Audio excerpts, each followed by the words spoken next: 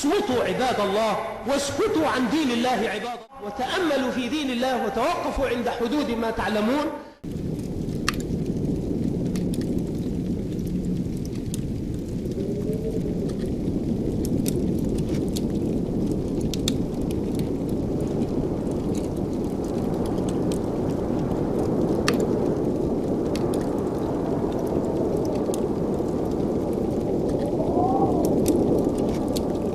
Quand on parle à un moment donné de lapider,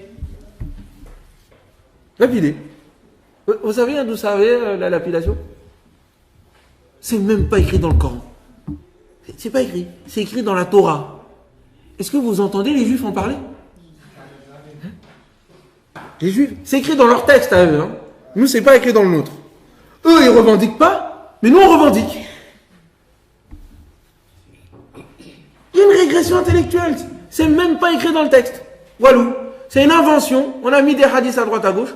Il n'y a pas que le prophète l'a jamais fait. On a des passages du Coran qui indiquent clairement ce qu'il faut faire quand il s'agit d'adultère. Pourtant, on a des gens qui disent, c'est une minorité certes, ils lapident. Mais la majorité des musulmans, qu'est-ce qu'on dit au fond de nos cœurs? Je suis pas dans le secret de nos cœurs, mais on se parle entre nous. Qu'est-ce qu'on se dit? C'est ça la charia. L'avis qui est aujourd'hui celui de plusieurs savants musulmans, mais il y en a d'autres qui ne sont pas aussi nombreux que les premiers, qui disent que c'est possible. Donc, prenez l'avis parmi ces deux-là qui vous sied tranquillement. Eh bien, je donne les avis et je laisse chacun libre de prendre parmi ces avis celui vers lequel son cœur penche. Mais, encore une fois, pour l'honnêteté intellectuelle, il y a aussi l'autre avis qui dit qu'on ne peut pas. Les deux sont là. Donc vous êtes libre, si votre cœur se sent proche d'un avis ou d'un autre, prenez-le et surtout n'écoutez personne qui viendra vous dire « Ah ben finalement c'est comme si, pas comme ça ». Et le prophète sallallahu alayhi wa sallam dit dans un hadith « Ikhtilafu ummati rahma » la divergence de ma communauté est une miséricorde. Je le dis, je signe que la France, c'est pas qu'elle est plus musulmane que certains pays musulmans. Elle est 1000 fois plus musulmane que 1000 pays musulmans. Je le dis, je signe. Vous ne pouvez dire que, Wallah, il n'y a pas d'islam là-bas. L'islam est en France. Il n'est pas là-bas. L'islam est en France. Vous appelez ça des pays musulmans? Tout le monde essaie de se sauver pour venir en France. Pourquoi? Parce qu'en France, il y a de la justice. En France, il y a de l'égalité sociale. En France, il y a. Oui. La France est plus musulmane que la plupart des pays musulmans dans ce que la France a de musulmans. Et qu'est-ce que la France a de musulmans? La justice, la liberté, l'égalité, la propreté, l'enseignement gratuit, les soins gratuits, la caisse d'allocation familiale. Aussi le fameux « Parle-nous du tawhid ». Ça, c'est un grand classique. Le tawhid, pour donner une définition sommaire, c'est l'unicité de Dieu, l'unicité d'Allah. Alors, parce que les interventions ne s'appellent pas tawhid, vous pensez que je n'en parle pas? Le tawhid transparaît en réalité dans chacune de mes interventions. Encore faut-il savoir lire entre les lignes, et vous n'avez pas le monopole, ni du tawhid, ni de la piété. Revenons donc à la question de la musique. Y a-t-il un texte dans le Coran qui dit que la musique est interdite? Est-ce que la musique est interdite dans le Coran? Aucun passage n'existe. Aucun. Soit sur le plan artistique ou n'importe, et même quelquefois sur le plan religieux. Des personnes vont inonder la pensée des gens d'une multiplicité d'avis juridiques, religieuses, d'émissions religieuses dans des dictatures qui ont intérêt à ce que les gens ne soient pas de bons citoyens. On célèbre en fait la Noël, la naissance du prophète. C'est comme la même fête que la naissance de Jésus aujourd'hui. C'est une journée de sacré. Et comment on peut commémorer ça? Remercié par le sang. Et là, j'appelle tous les musulmans de dire nous sommes tous chrétiens. Aujourd'hui, par solidarité. Il dit leur souhaiter joyeux Noël n'est pas permis. Ça revient à leur dire bonne fête d'association à Allah. Non, c'est pas vrai. C'est faux. Quand je dis bonne fête à quelqu'un, c'est-à-dire dans tes fêtes à toi, je te souhaite de passer un bon moment. Ça ne veut pas dire que je valide tes croyances. Bon comportement à avoir vis-à-vis de l'évêque de Lille qui envoie une lettre aux musulmans le jour de l'Eid, qui leur dit bonne fête de l'Eid aux musulmans. Nous, on ne lui envoie pas de bonne fête. أين هو قول الله عز وجل هل جزاء الإحسان إلا الإحسان. Et ça donne quoi si tu as dit bonne fête? Merde, c'est de la politesse, c'est du savoir-vivre. Tout simplement. Ça n'a rien à voir avec ce fameux principe de l'ouala ou al-bara.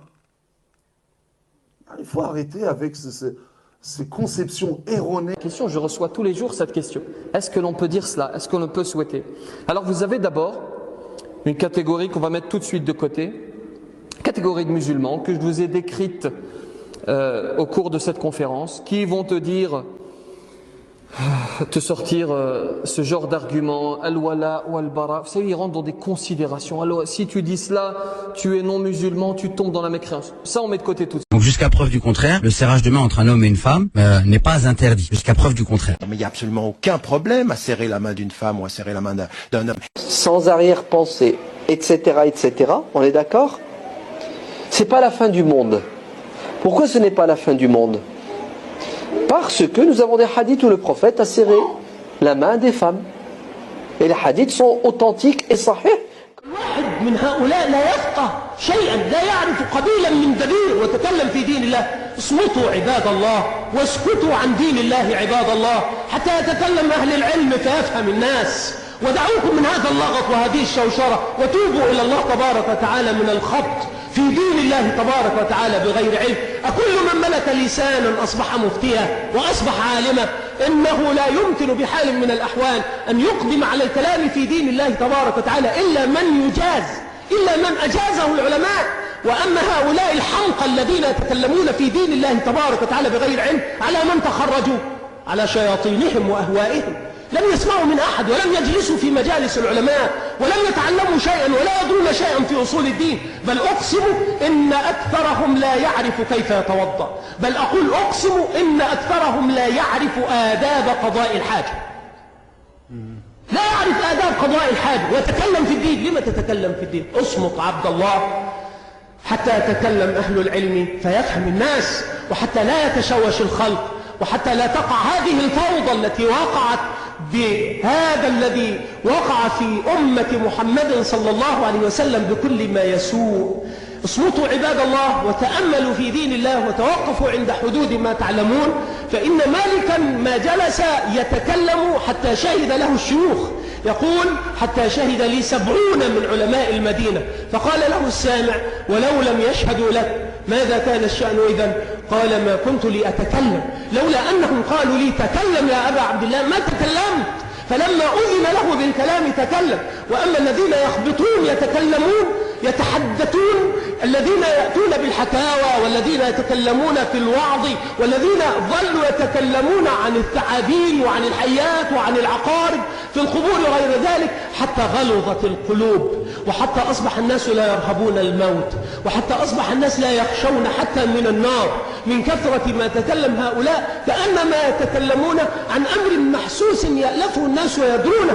وهذا من الخطأ العظيم. والنبي صلى الله عليه وعلى آله وسلم إنما بعث مرشدا منذرا ومبشرا صلى الله عليه وعلى آله وسلم. فعلى كل عبد يتقي الله أن يتوقع. لست عالما بل لست طالب علم، لا تصلح أن تكون طالب علم مهما كنت. أنا أقول لك لست طالب علم بعد، إنما طالب العلم الذي يطلق الدنيا لا دنيا له ويقبل على العلم إقبالا كليا بحيث لا تصبح له دنيا، ثم يطلب العلم في الصباح وفي المساء وما بين. هذا طالب العلم. من منكم كذلك؟ ليس منكم أحد إطلاقا على هذه الصورة. فلم تصلوا بعد إلى طلاب العلم، وإنما أنتم من العوام، وليس للعامية أن يتكلم في الدين. فاتقوا الله عباد الله والزموا حدكم واعرفوا قدركم، والله تبارك وتعالى يتولانا جميعا برحمته. وصلى الله وسلم على نبينا محمد صلى الله عليه وعلى آله وسلم.